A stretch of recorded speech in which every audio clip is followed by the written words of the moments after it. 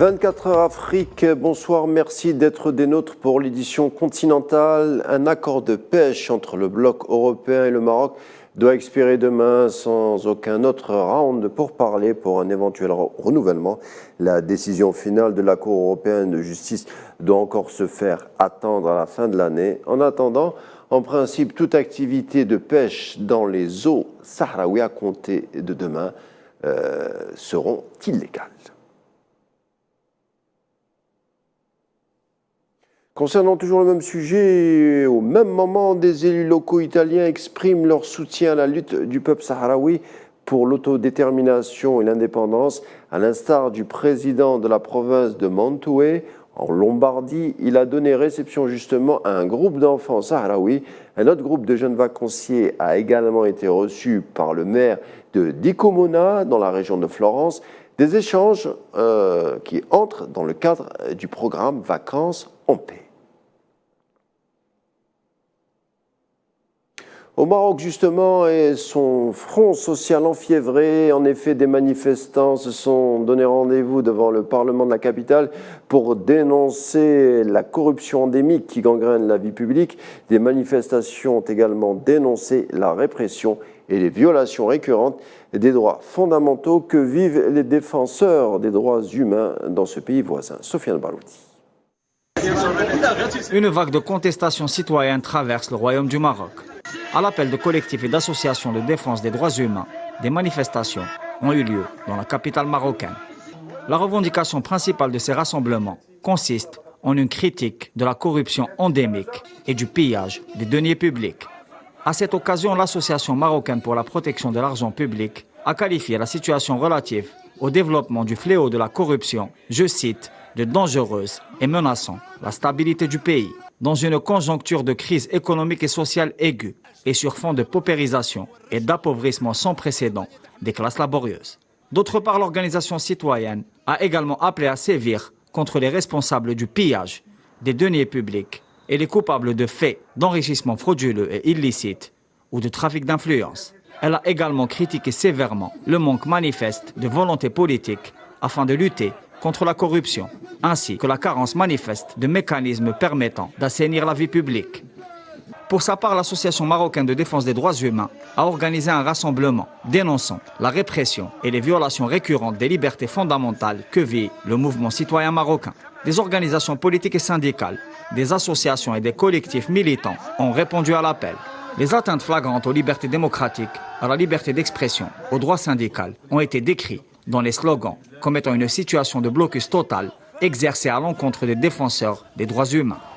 Pour rappel, plusieurs journalistes et militants sont incarcérés dans les geôles marocaines. La question des détenus politiques et d'opinion a également été soulevée comme une violation flagrante des droits fondamentaux.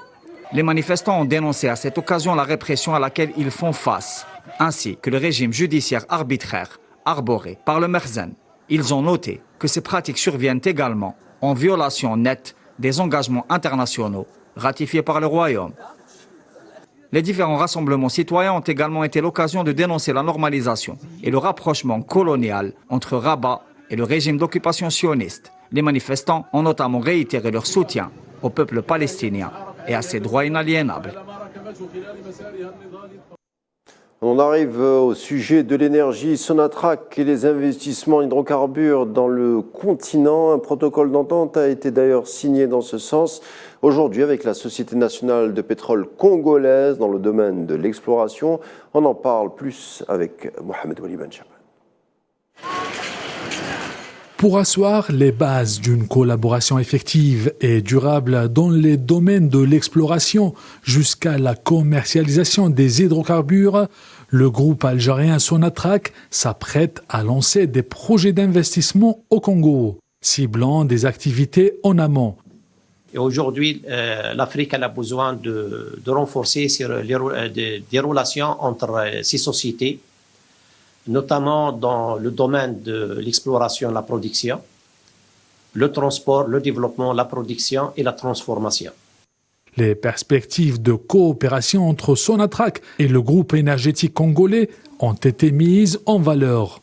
Pour acter cette jointure, Sonatrach et la Société nationale de pétrole congolaise ont signé un protocole d'entente à cet effet.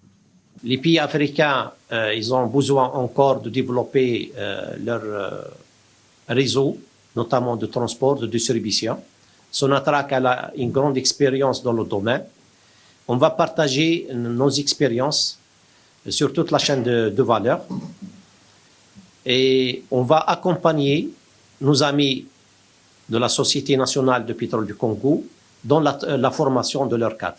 Dans le contexte économique actuel, notamment la crise qui sévit en Ukraine, ça nous interpelle que tout ce qu'on a eu comme travail avant, en réalité, avait son sens et que nous devons renforcer la coopération sud-sud pour éviter des mauvaises surprises. Et je pense que vous avez tout dit en rappelant l'importance de la visite, surtout pour la délégation congolaise.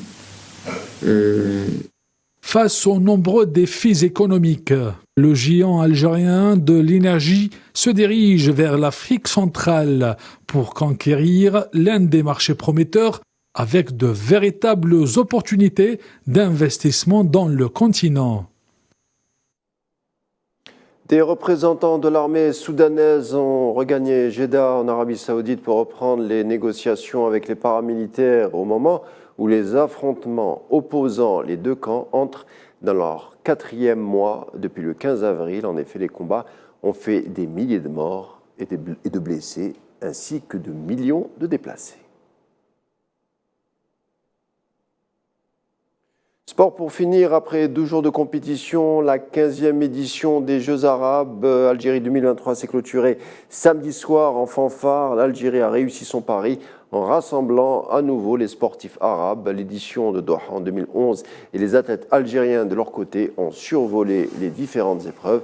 On en parle avec Faisal Saleh. La 15e édition des Jeux Arabes Algérie 2023 fut une réussite sportive. L'Algérie a impressionné, elle a démontré sa puissance organisationnelle des compétitions sportives arabes et africaines. L'Algérie a incarné le symbole de la fraternité et de l'hospitalité avec une organisation quasi parfaite, en démontrant ses capacités en logistique qui ont rendu l'événement une fête quotidienne. C'est ma première fois à Oran, ma première fois en Algérie. Une agréable ambiance. C'est super sympa, très accueillant. C'est formidable d'être ici. Dans les 5 villes qui ont abrité la compétition arabe, à Oran, Annaba, Tipaza, Constantine ou encore Alger, 22 pays ont pris part à ces Jeux arabes. Plus de 3500 athlètes ont concouru lors de la 15e édition dans 22 disciplines collectives et individuelles, avec des objectifs différents, mais surtout avec un esprit d'union et de solidarité. Le monde arabe s'est rassemblé en Algérie. Des records ont été battus, des athlètes se sont illustrés, certains sportifs ont réussi à se qualifier aux Jeux Olympiques Paris 2024. Certains athlètes ont battu les records personnels, tandis que d'autres ont battu les records arabes. Des performances de haut niveau saluées par le président de la République, Abdelmadjid Tebboune, qui a tenu à rendre hommage aux athlètes algériens et les organisateurs de ce grand événement sportif arabe. Seule en tête du classement des médailles, l'Algérie a survolé la compétition en s'adjugeant 255 médailles, 106 en or, 77 en argent et 72 en bronze.